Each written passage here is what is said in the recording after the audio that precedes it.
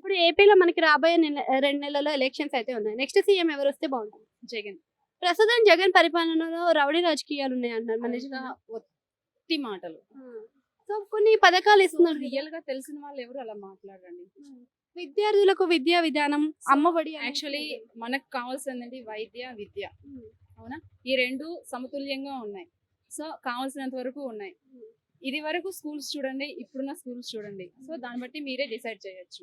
అంతేకాకుండా ఇప్పుడు కొన్ని పథకాలు అందరికి అందట్లేదు. అమ్మఒడి ఫస్ట్ లో 15,000 ఉండేది, ఇప్పుడు 12,000 అయింది. మరి 3,000 ఎందుకు పోయింది? 14 వస్తుంది. అప్పుడు చెప్పారు 15,000 లో 1,000 ఐ మీన్ అక్కడ ఫెసిలిటీస్ కోసం కావాలి అనేసి 14 వస్తుంది వాళ్ళకి. ఇదేదో ఫేక్ న్యూస్ ఇది మాత్రం. సో ఇప్పుడు మనకి ఈ ఉచిత బస్ సౌకర్యం తెలంగాణలో పెట్టినట్టే మన ఆంధ్రలో కూడా పెడతాను. వద్దండి, వద్దు. ఎందుకంటే ఏపీఎస్ఆర్టీసీ నుంచి వచ్చే ఇన్కమ్ ఎక్కువ ఉంటుంది. అలా పెట్టడం వల్ల లాస్ అవుతుంది. సో అది అస్సలు మా జగనన్న అస్సలు తీసుకోడు. ఐటీ రంగం ఏ విధంగా ఉందనుకోవచ్చు? డెవలప్ అవుతుంది.